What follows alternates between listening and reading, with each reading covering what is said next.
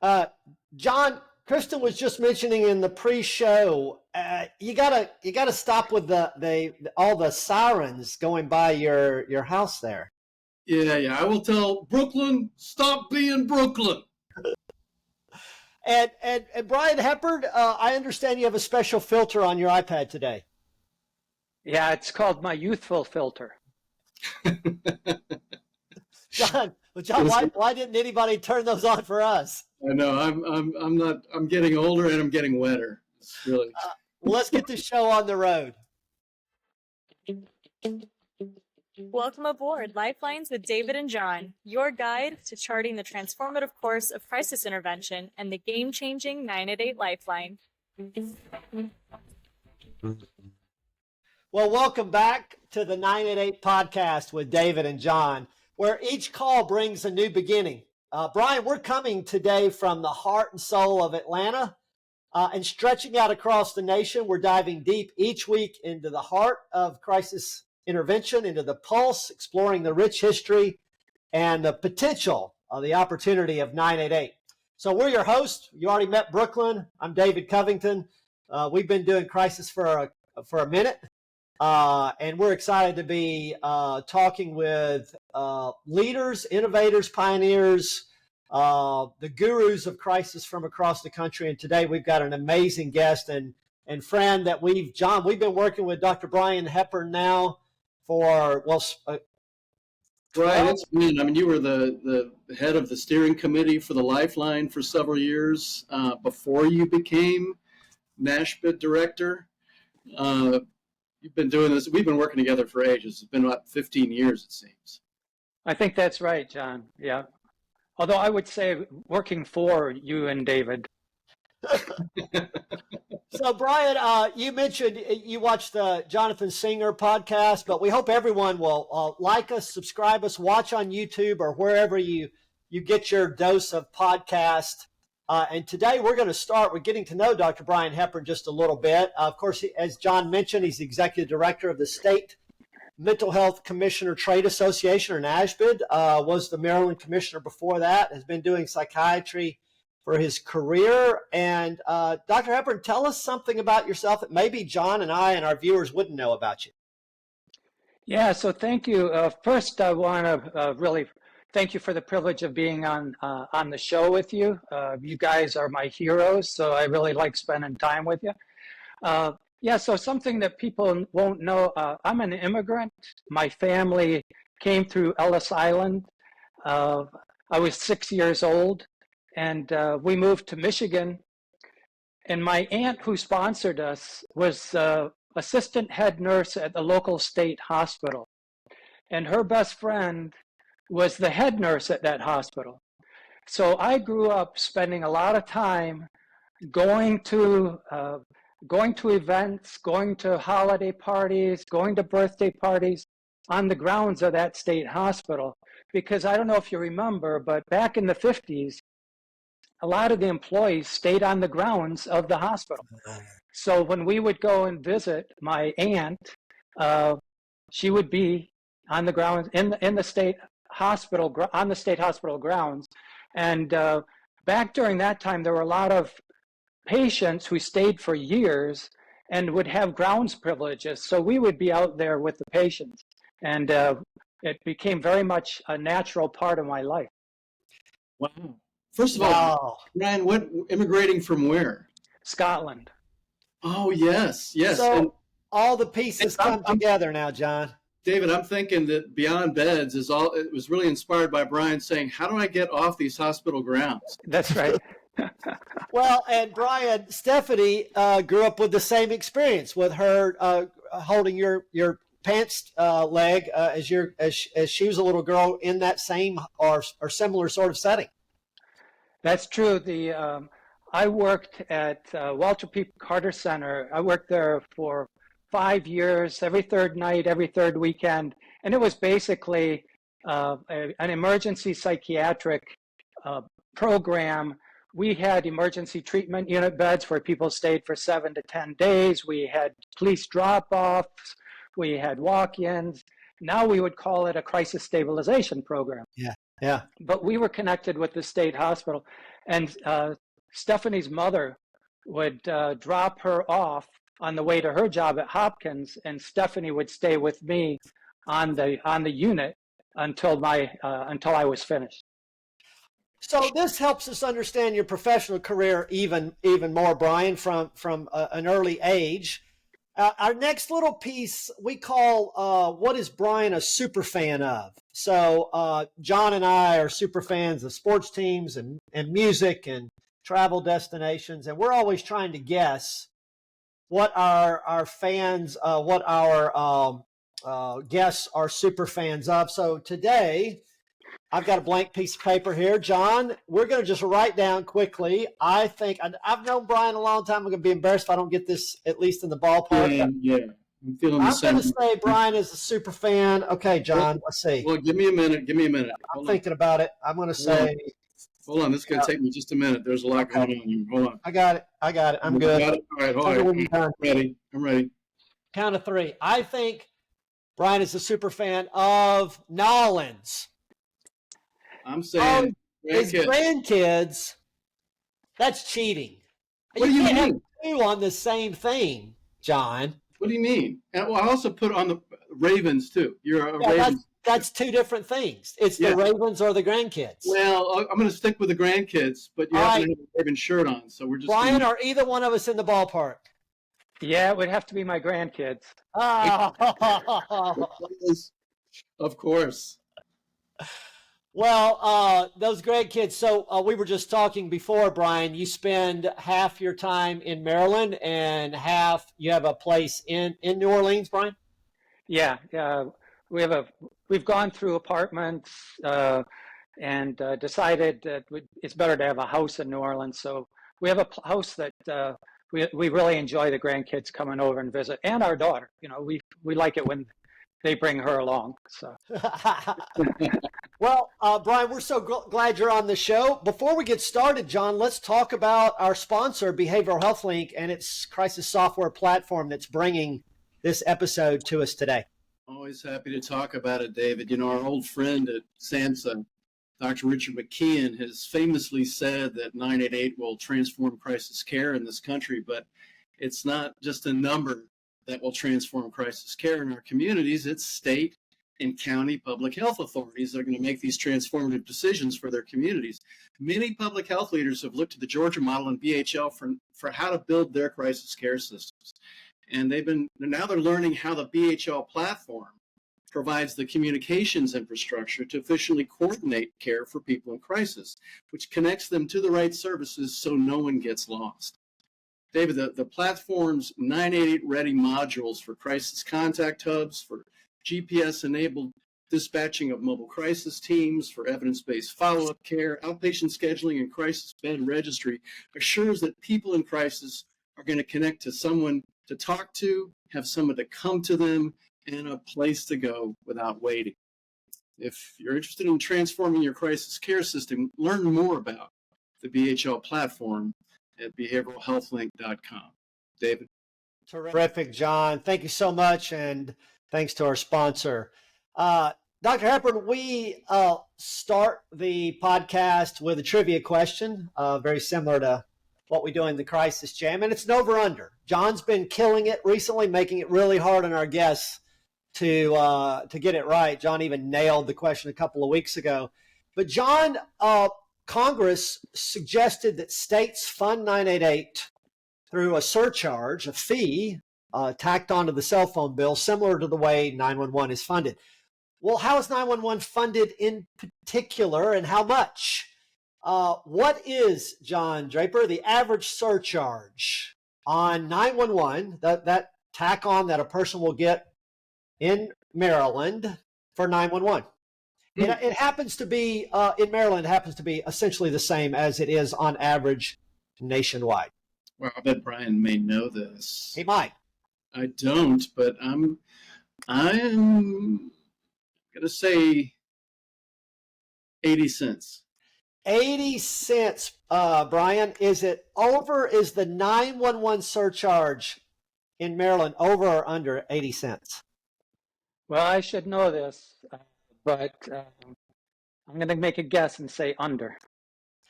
So in Maryland, the 911 surcharge consists of two components. It consists of a state-based fee, which is 50 cents. So that's going to be, every person in Maryland spends that. And then on top of that, the county can charge an additional fee up to $1.50.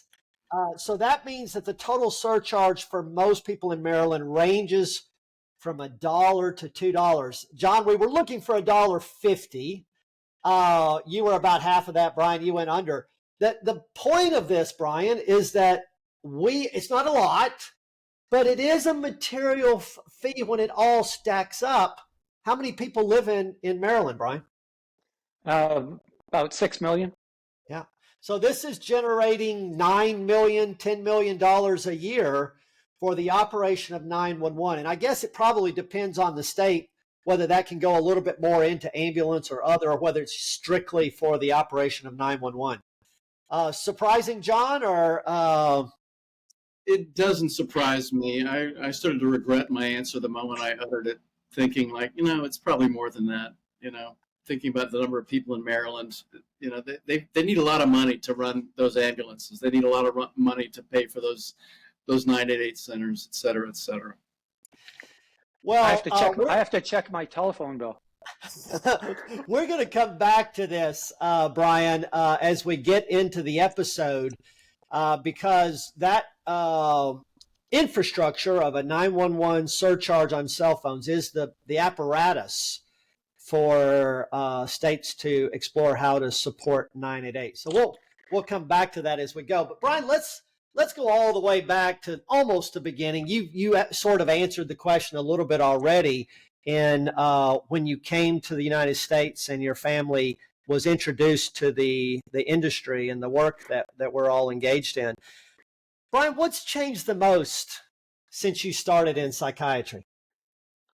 I would say that the emphasis has switched. When I first started, we were really emphasizing inpatient care. Most of my training was in inpatient. It was only really starting to take off the emphasis on the community. And I would say that's that big change, along with Medicaid. Medicaid financing is the big bully in the room. Whereas before, when I first came in, it was state general funds that was primarily paying, and took a while for Medicaid to really catch up. But Medicaid is the big payer now.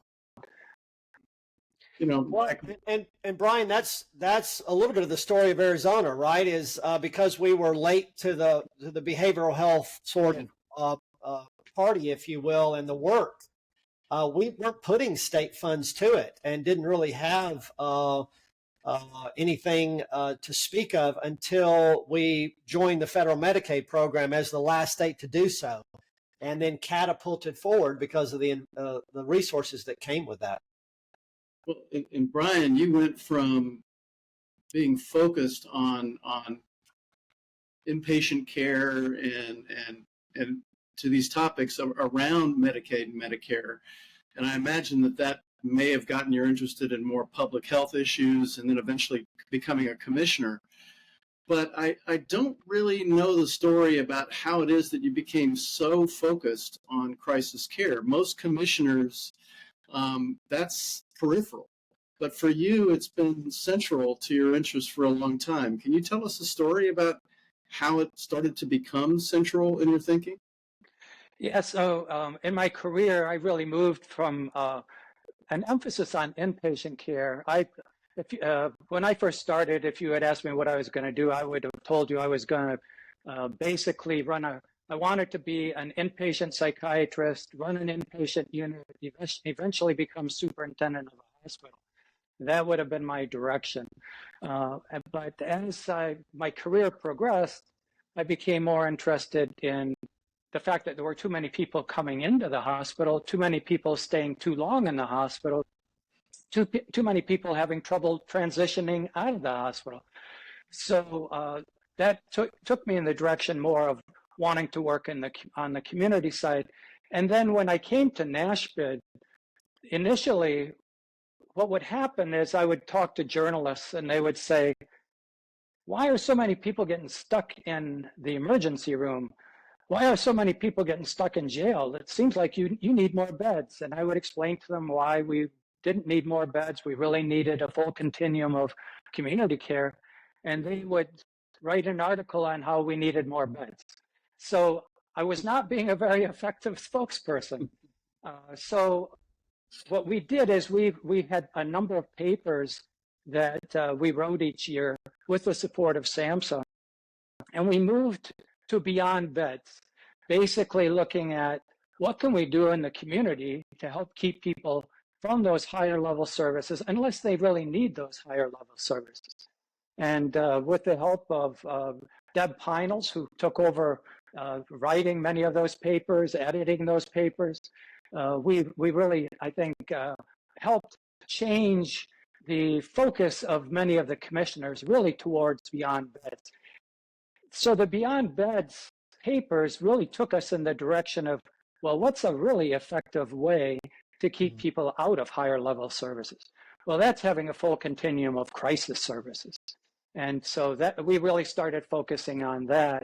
And then 988 came out, and it just seemed to, Beyond Beds, crisis, 988, it all just kind of flowed.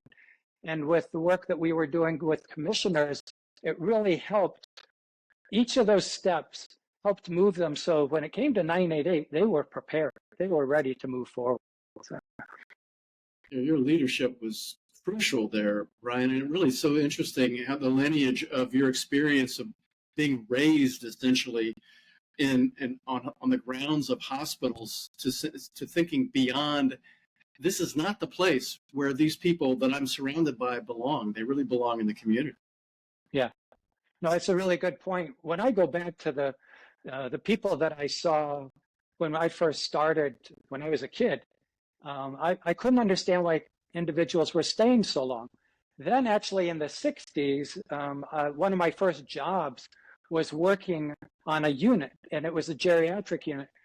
The majority of people who were on that unit had tertiary syphilis, and some of whom we'd say had Alzheimer's today. None of those individuals would be in a state hospital today. So really learning that many people were in the state hospital inappropriately, and those people who really who may benefit, were there too long. And if I can digress a little bit, my mother developed a serious mental illness when I was about 14. And first she went to, my dad was a carpenter, he had insurance. And so first she went to a private hospital.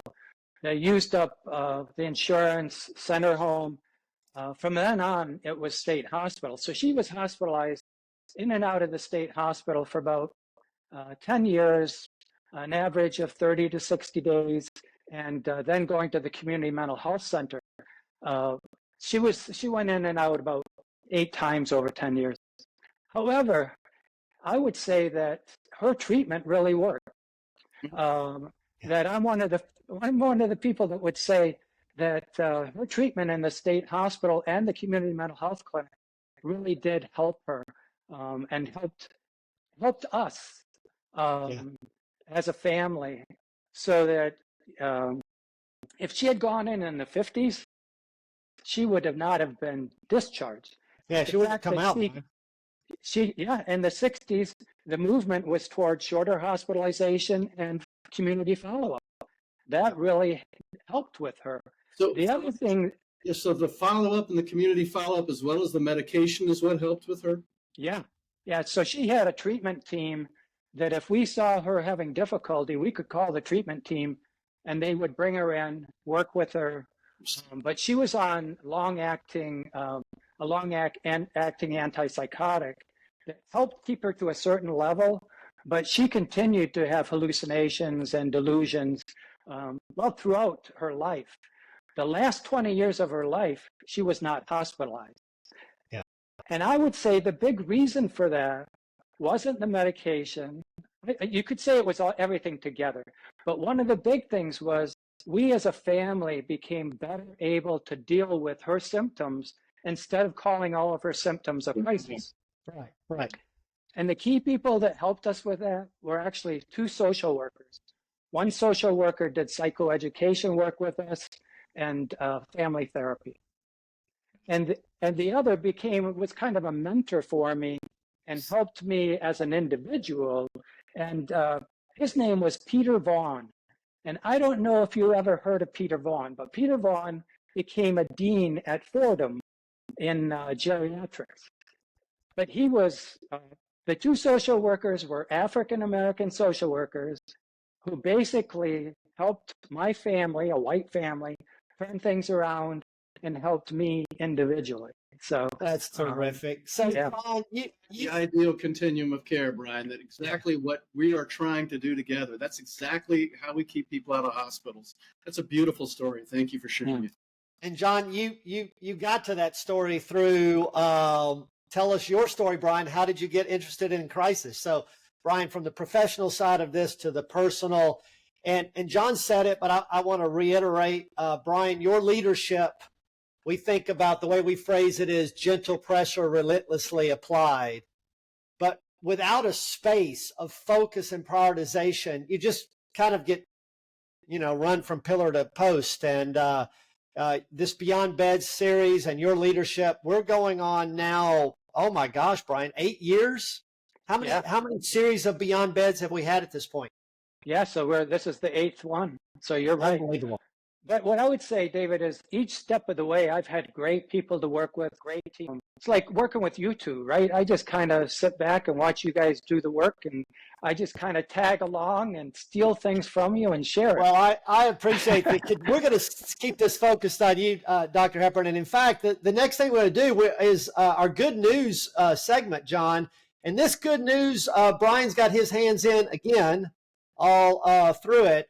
We talked about Congress said states ought to fund 988 through a 911 style surcharge. And Brian, you guys got that passed in Maryland. It just was announced here a couple of months ago now. There was a specific, I didn't realize this Fund Maryland 988 campaign, Brian, that landed up having success with this. Talk a little bit about this good news, Brian, and the work in Maryland to make it happen.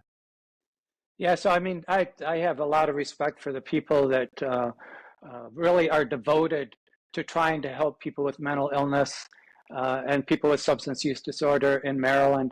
And it's interesting, they have a mental health coalition in Maryland that the leader of is Linda Raines, and Linda Raines is the lead in the chapter for the Mental Health Association in Maryland, but she also is the lead for the Mental Health Coalition.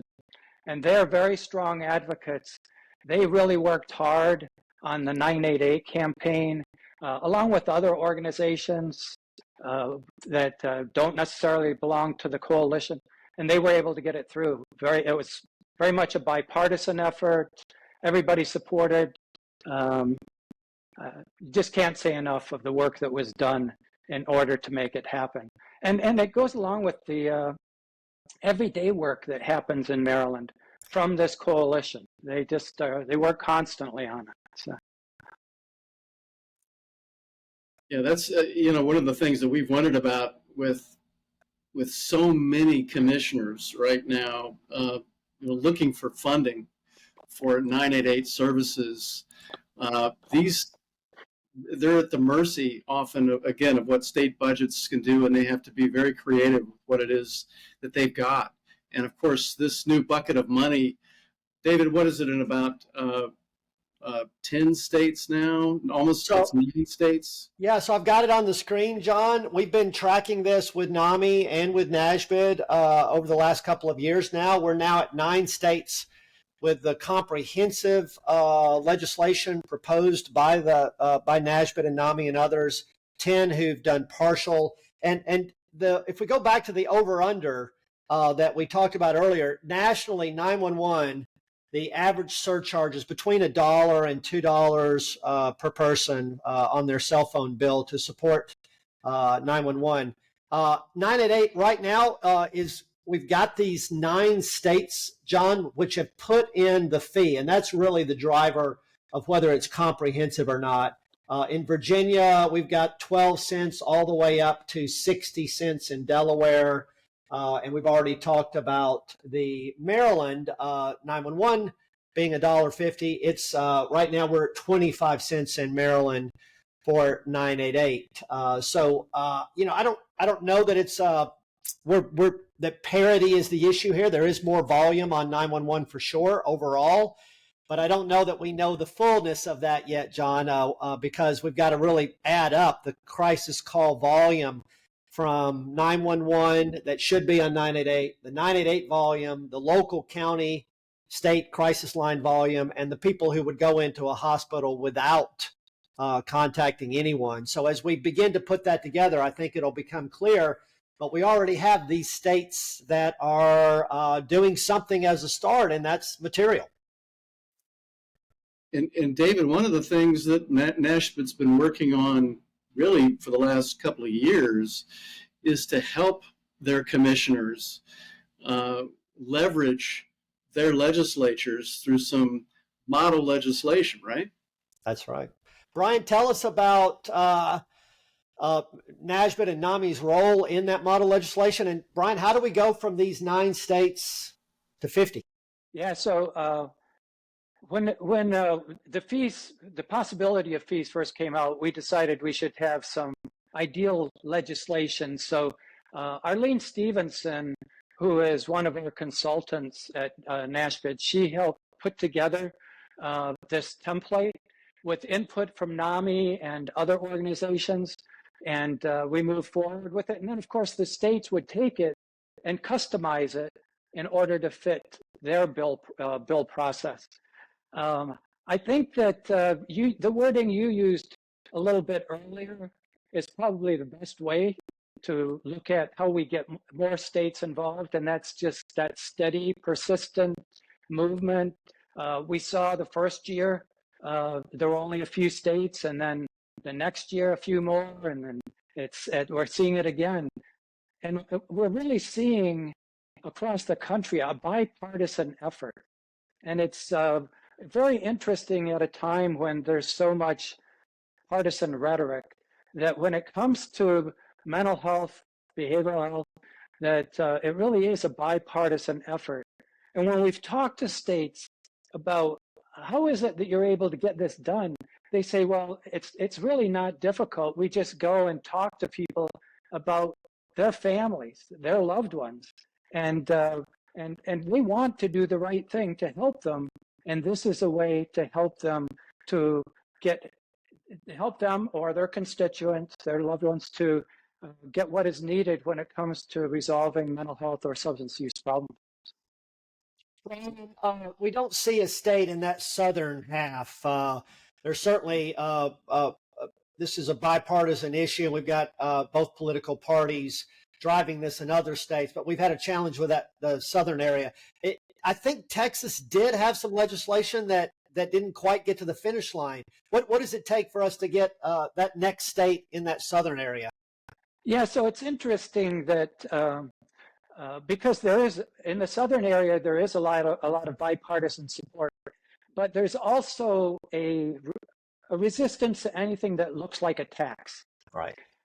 But what we're finding is, even when there's that resistance, there is bipartisan support for funding in other ways, which is fine, right? As long as the funding comes out to support 988 and crisis services, whatever fits for that particular state is okay. If this is how they decide they want to do it, it's fine. We just want to make sure that there's a continued support. John, Utah, Georgia, Arizona are examples of states, mostly in that more red state range or closer to it, that have put phenomenal amounts of money. They didn't do it this way, Brian, to your point. They did it in other ways.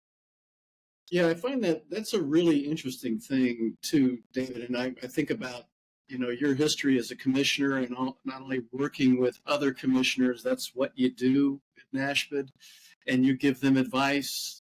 And I'm hearing that there are probably differences between the way commissioners are facing challenges now versus the way that they were facing back when you were a commissioner. Could you talk about what's better or worse for commissioners now, what some of those challenges might be, Brian? Yeah, I mean, I think it's interesting. It's an interesting question because back when I was commissioner, we could almost be invisible, right? And what was our complaint? Nobody was paying attention to us, right? That we kept coming up with these great ideas, and we were kind of invisible. Now, when we talk to the commissioners, it's like they may be too visible, right? So coming under the category of you have to be careful what you wish for, right? Right. Yeah. Now there's all this money, federal dollars, state dollars, and the commissioners are very visible. It does mean that there's the potential there to make a difference and to improve the lives of those individuals that have mental health and substance use problems and IDD problems. There's a way forward. You've got the financing to do it, but it is more problematic in that you have more people watching you.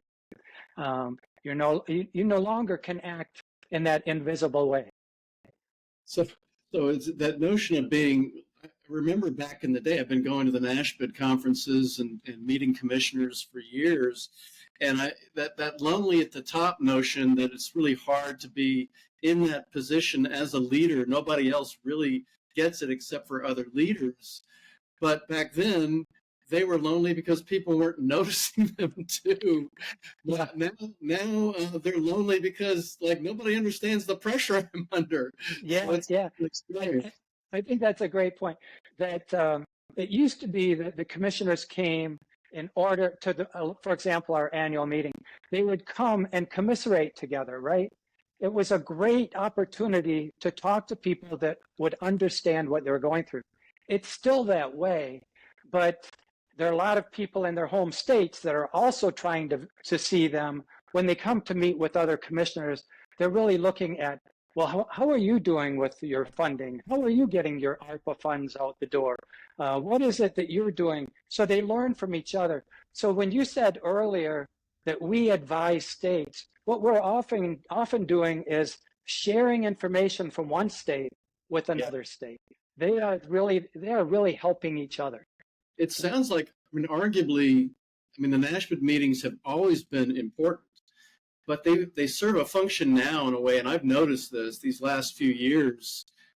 There's so many great ideas, and people are latching on to each other, and it's spreading the wealth of knowledge and innovation across states.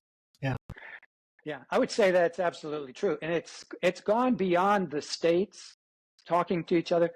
The annual meeting brings in experts like you two, so that your ideas, we can talk about private-public.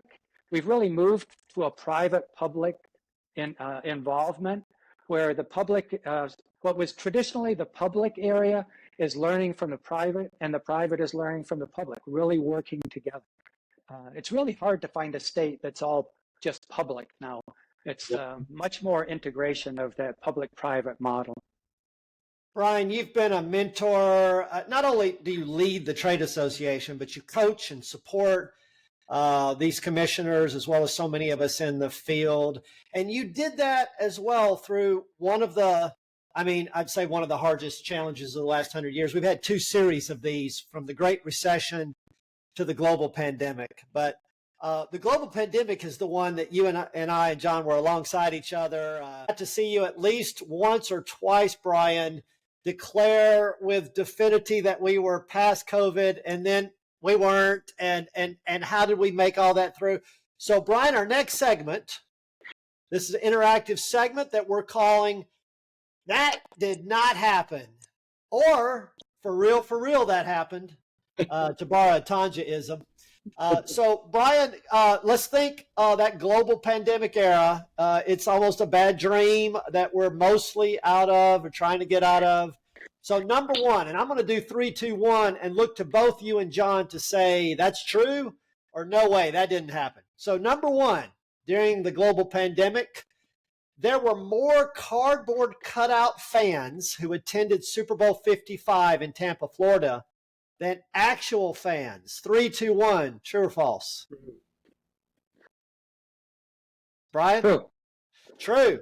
There were 25,000 real fans and 30,000 fake ones that were in the stands there. So that happened. Number 2, toilet paper was the most frustrating item to be in short supply during the pandemic, causing widespread panic buying and stockpiling. True or false? True. It's false. It's true that it's true that it was a frustrating item. It was not the most. COVID test. I'll give you some that were more. Personal protective equipment, hand sanitizer, disinfecting wipes, lumber and building materials, semiconductors. So toilet paper was in that list, but there were things that were even harder. So it's a little bit of a trick question. Number 3. I think it depends on your position at the time of how acute It was that problem was. proposed for you, Brian. Number 3, true or false? Stealing zoo animals was a challenge during the pandemic. True. 3, 2, 1. False. Brian Hepburn, it was true. In the United Kingdom, thieves targeted exotic animals like lemurs and parrots. There was lax security in the zoos, and people wanted pets because they didn't have anything else to do. So that was a true one. Number 4, Zoomopolis, a San Jose suburb, officially renamed themselves Zoomopolis after the video conferencing headquarters in their community exploded. It's hard to believe. From 10 million daily users in 2019 to 300 million daily users in 2020. True or false? False. The users is true. The nobody renamed themselves Zoomopolis. Good call, Brian.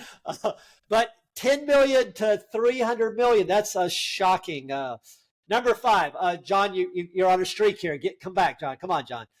In September 2020, a Qantas 7-hour flight to nowhere. It just went up, flew around, and came back down. Sold out in 10 minutes. True or false? True. True. That's true. People were willing to go on a sightseeing thing to get out. A couple more here. During COVID, researchers documented an increase in divorce they attributed to Netflix. True or false? False. False. Okay, it's false. But there was one couple in the United Kingdom that filed for divorce because the husband binged an entire Netflix show that they had agreed they were going to watch together. And that story became a thing as a symbol of the impact of small annoyances during the lockdown. Okay, let's see. Let's do 1 or 2 more. Telehealth vet visits. We didn't just see this for humans. Several companies were very successful with vets diagnosing and treating pets via Zoom. True. True. Nah, I made that one up. Okay, one last one. That doesn't mean it's not true. Yeah. The great flour and yeast shortage. During lockdowns, many people turned to baking, resulting in shortages with scenes reminiscent of Brian's run on toilet paper. True. True or false? False. True. Also true. People, I mean, it was what a bizarro world we went through for, oh my God, Brian. We said it was going to, I mean, Brian, I remember that first 40 days. We worked 40 days straight. We didn't break, not for weekends, not for anything. And as long as it was like a disaster, sort of, John, again, like Katrina or 9/11, where there was some end in sight, I was energized by it. The moment I realized this has no end date, that was just the bottom fell out for me. So, Brian, as we get into our next segment here, tell us what did we learn? What is the sort of ongoing carryover? Talk about that COVID pandemic, how it's changed our world, and what we learned from it. Yeah, I think on the behavioral health side, what we really learned very quickly was that you could do your work remotely, right? As a psychiatrist, the bias was you really had to see people face to face in order to be effective. that, yeah, remote might help, but it was not as effective. And what we found very quickly in the change in collecting the data is that we actually had populations that were previously underserved that were able to get services. People that were marginalized because they couldn't get babysitting, or they didn't have transportation. So there was, it actually helped fill a gap. The other thing was that we found very quickly that the no-shows went down to almost zero. So the effectiveness, it ended up with almost being a natural experiment that helped us to see, look, we can change with the changing world. We can use, we can do it remotely. We can use the internet, and we can actually move forward with technology in a way that's very positive overall for people to get what they need: mental health services, substance use services. Does it mean everybody should get it virtually? No, but it means that we should make it available and let people make a choice. The other thing is, we know workforce-wise, it's much easier to recruit people right now virtually. And so that workforce issue is a big issue. If you can only hire people remotely, then that's what you have to do, right? So. Pointing out something in terms of those lessons learned that were actually lessons that have been learned in the crisis care space for a while, that we've always said, well, if we provide care when, where, and how people want it, they'll access it and they'll show up. And then we also said, hey, you can talk to somebody on the phone and it can reduce suicide and emotional distress. So we know that telephone and telephonic and virtual care can really make a difference. So it was really great to see the rest of the world catch up with us in that respect. And you've written, as you mentioned, the Beyond Bed series that Nashville has done. It's been just incredible. And when I think about the lessons that we've learned so far from Beyond Beds, and I think about our future, I wonder, from your perspective, Brian, when you look at those Beyond Bed series, was there one or two of those white papers that you said, for the future, us commissioners really need to pay attention to this one or this one, because these are really going to make the biggest difference for transforming crisis care systems for the future? Well, I think early on we did a paper on crisis services, and I think, David, you were, if I remember right, you were co-writer, and I think that was one. I remember we did a presentation. I think we were at the American Psychiatric Association meeting, David, and I don't know if it was 2018. Yeah, might have been. And we presented that paper. David presented the paper, or I guess we did it together. Somehow we did it together. Is that the one, Brian, we did with Eddie Broadway when he was still with? That was the first year. We came back a second year. Oh, right. Eddie's was the first year, but the second year, I think it really resonated, and the presentation was really well received in a way that it was almost like saying, well, why didn't we think of this before, right? And so I think that paper, in my way of thinking, and the audience, that was a paper that really changed our view. And after that, we've focused more and more on crisis services. It was, I think, John, going to your question, I think the timing was right. Yeah. Everything kind of came together at that moment, an aha moment. Yes. So. Are there other Beyond Beds papers that you think that that paper is something that we really need to put an exclamation point behind, because that is really something that is going to transform care? Well, I think that the other paper that I would reference is one that a number of us worked on. David worked on it. Paul Galdis worked on it. And that was the paper that ended up being used to develop the national guidelines for behavioral health crisis care. Yeah. And that's what's been used. I think every commissioner uses it. And it's not where every commissioner is going to be able to achieve the best practices, but every commissioner has been able to take that tool, look at their starting point, and look at what is needed to help move forward. not necessarily where they have to do it in 6 months, a year, 5 years, but it gives them a target. I think that paper was one of the biggest changes that of any of our papers, and it was the fact that it became SAMHSA national guidelines. It was really a complement to the work that was done by David, Paul, and others on crisis, who traditionally worked on crisis services in one particular state, and this gave an opportunity to really use that to benefit all states. Yep.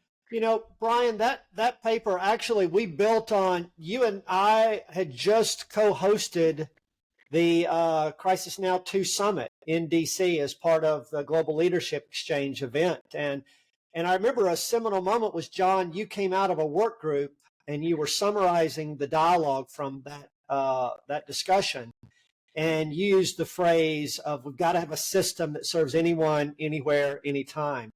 And that became a key component of that paper, Brian, this vision of a system that doesn't rely on law enforcement and hospitals and jails, but has the scale and scope. But that vision at times has been seen a little bit as a dictating to individual communities. Talk a little bit about that rub, Brian, of how do we set forth a vision that does require more funding and more focus and more scale, and how do we navigate, because change is hard and it's a quite a transformation that we put out there. What are your thoughts on how do we work through that dynamic tension? Yeah, so I think SAMHSA is trying to address that now. They have put together a group of people to work on the definitions and standards for crisis care, and by trying to bring people together, coming to an agreement, and using similar process for the new national guidelines to help move it forward in the way that you're talking about, David. We know, and you've done this in some of your debates, right? Taking a look at, well, do people need to go to the emergency room first, or can they just go to a crisis program?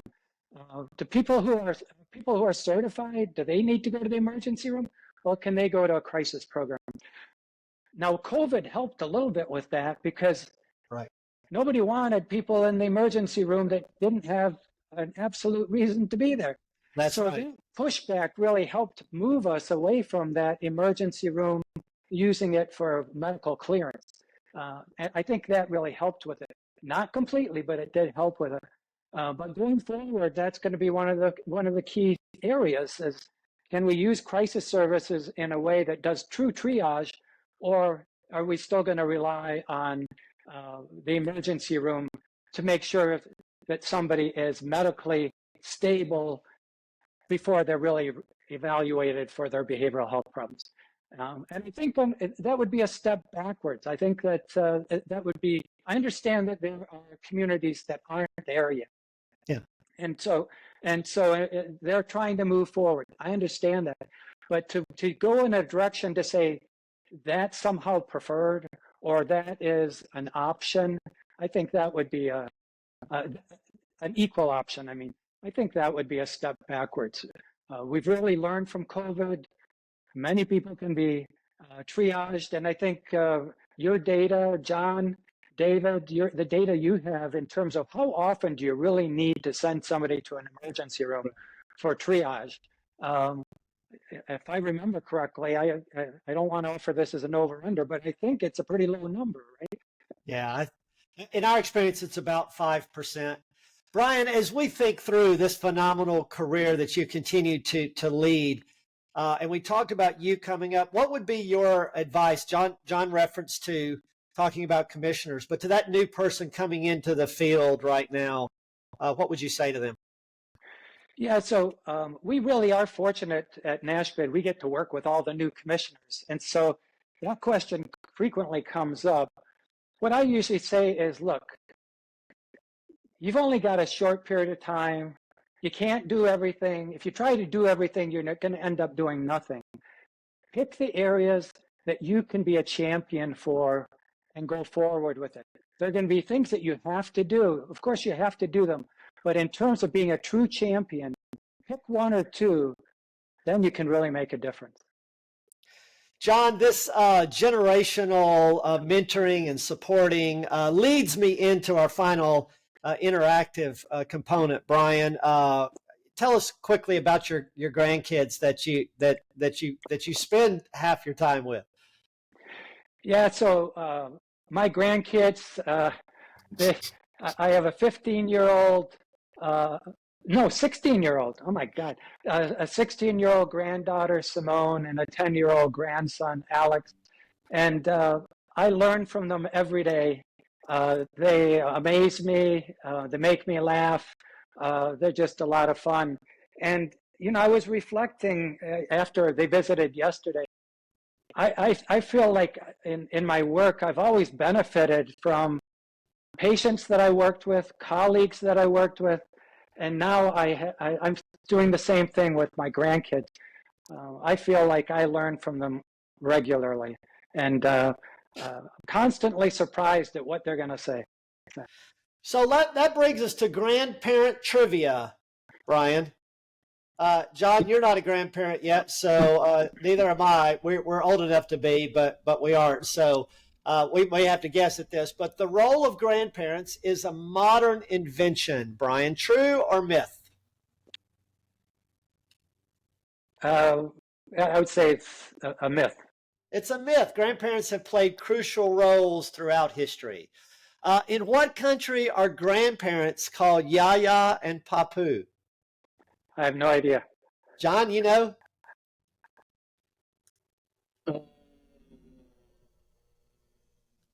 Don't. So, Greece. Greece. Am I right? Greece is the Yaya and Papu. What do your kids call you, Brian? Your grandkids? They call me Grandpa Brian. Grandpa Brian. Oh my God, I love that. The role of grandparents is uniquely human, and we do not see the same social structure in animals. John Draper, true or myth?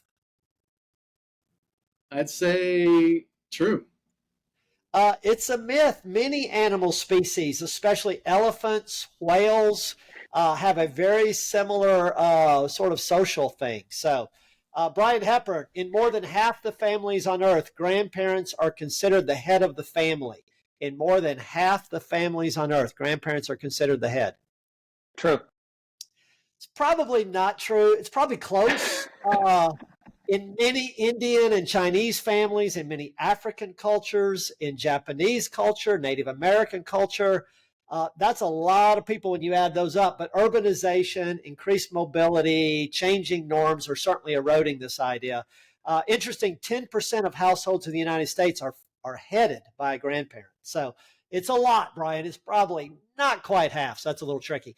John Draper first. Which movie featured 4 grandparents sleeping together in the same bed? Oh. It's a little tricky if I don't give a little more context. I'll give a little bit more. They slept in that bed all the time. That's all they did. They never got out of it. I have no idea. Brian Hepburn? No, I have no idea. Charlie Bucket and Charlie and the Chocolate Factory. Remember Charlie? He lived in this place and his 4 grandparents never got out of the bed. He would go in and he had to earn a living. And now I remember. They never got in. Now, that movie was made in 1971 when global life expectancy was 59. So the grandparents being old and unhealthy and just staying in the bed was, I guess, a trope. Here's one, Brian Hepburn. True or false? This is a true or false. This is a scientific statement. Grandparents are simply more fun than parents. True or myth? That's absolutely true. Of course it's true. Come on. That's just facts. Brian Hepburn, about 1/3 of grandmothers crochet. True or myth? Myth.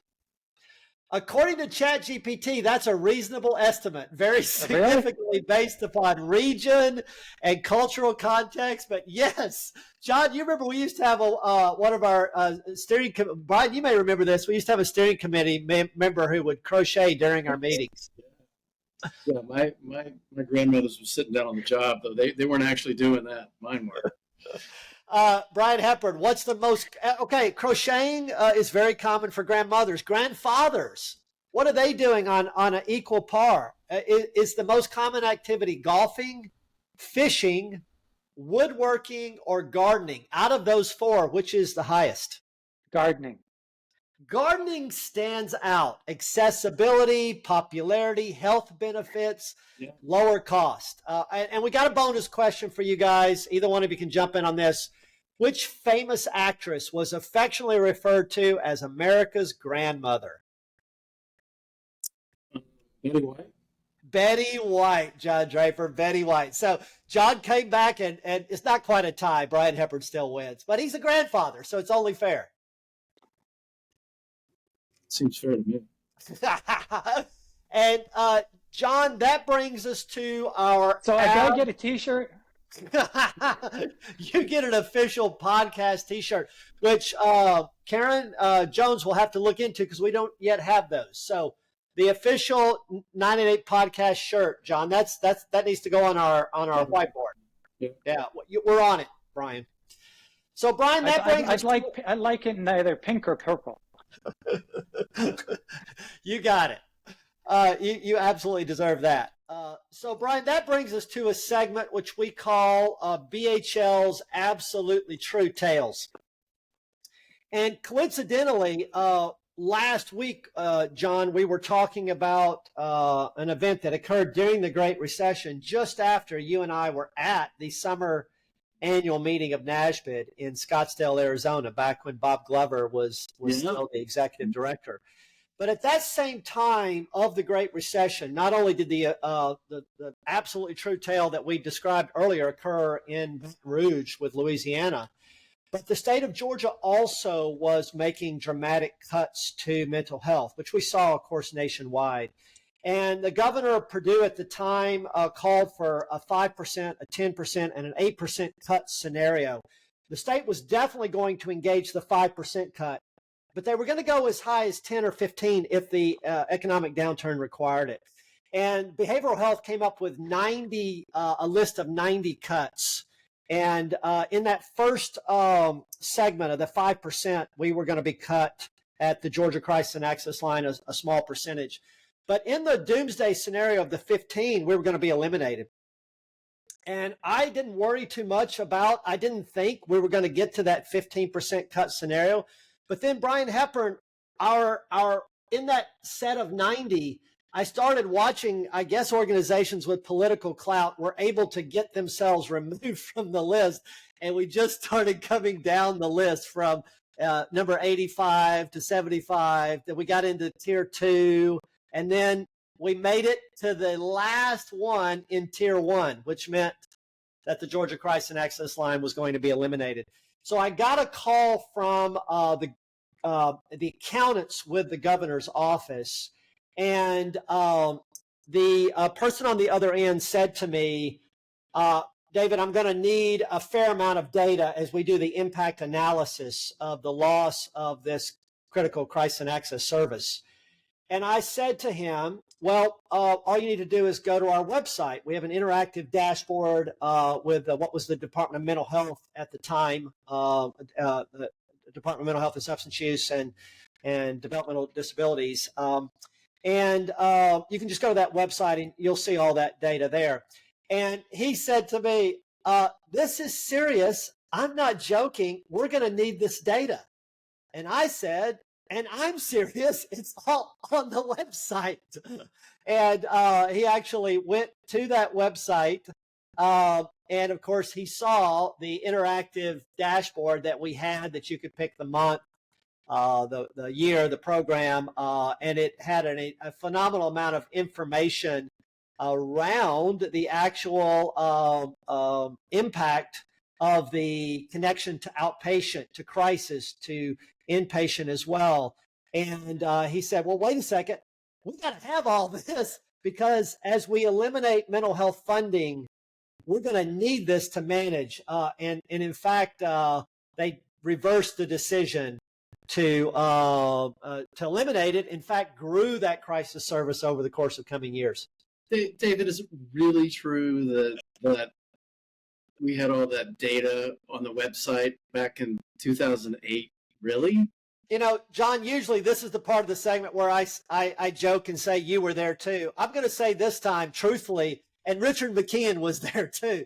Richard used to take that dashboard and he would tape it into the glass in his door at SAMHSA for people to see.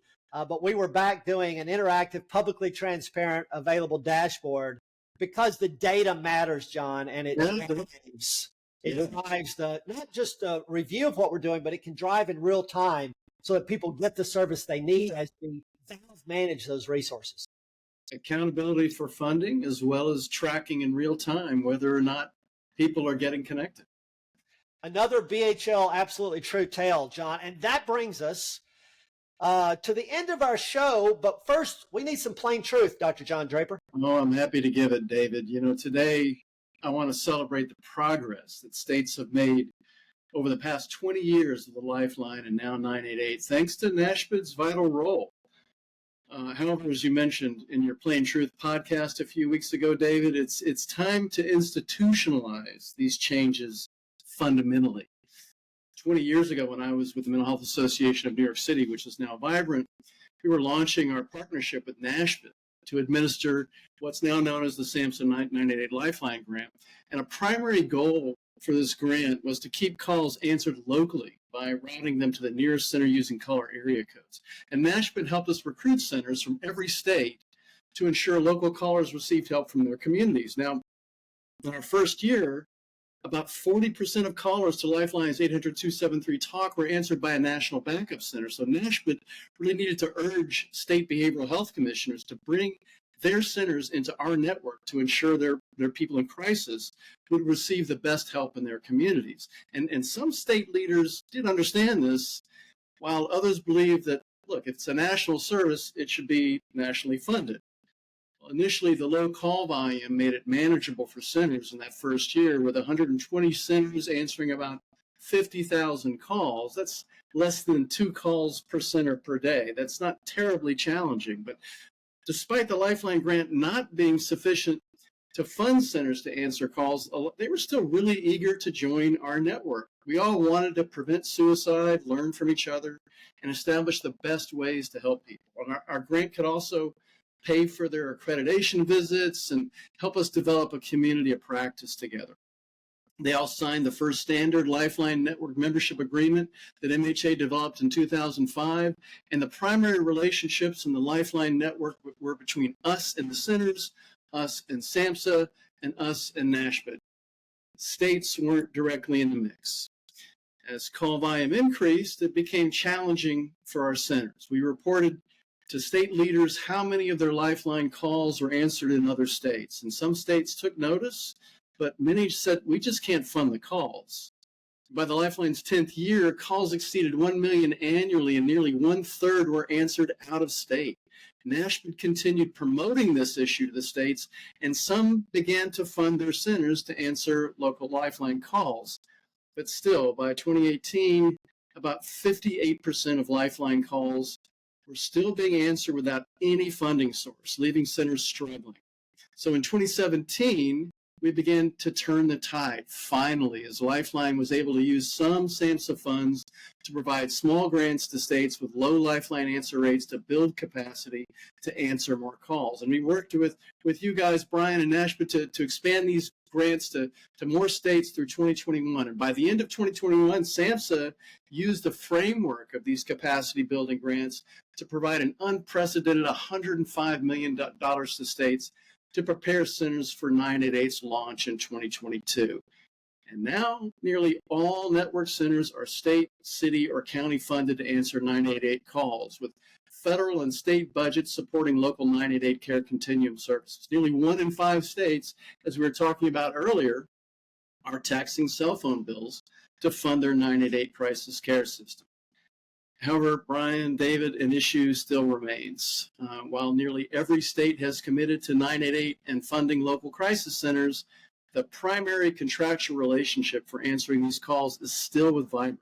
In fact, Vibrant is rolling out new 988 service contracts with crisis centers right now, and states aren't really happy about these contracts, and they because they don't really recognize their vital role in funding these centers.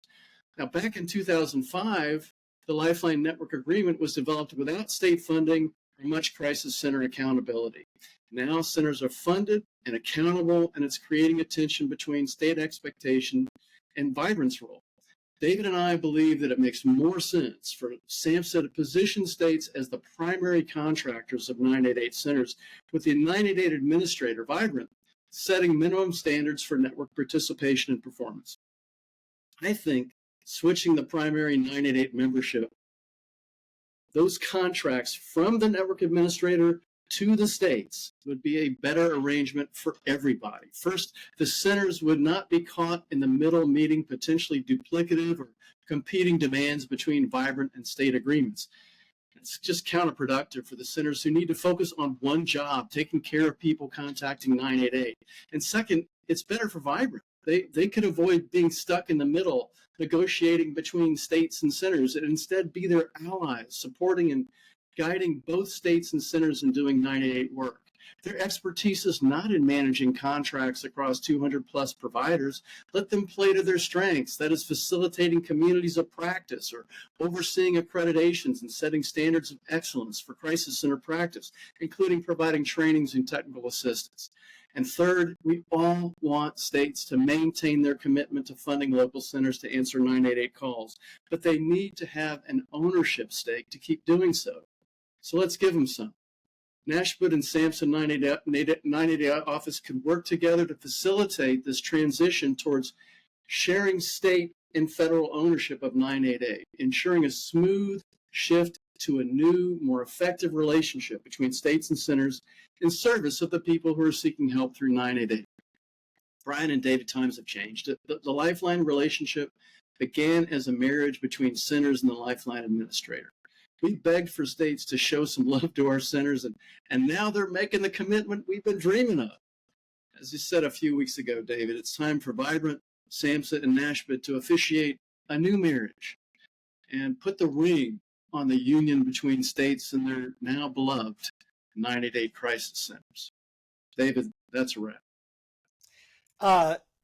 John, Brian, that's some plain truth and a real lifeline. And thanks today so much to our amazing guest, Dr. Brian Hepburn. We so appreciate you and your leadership and support, your tenacity and know-how with this work.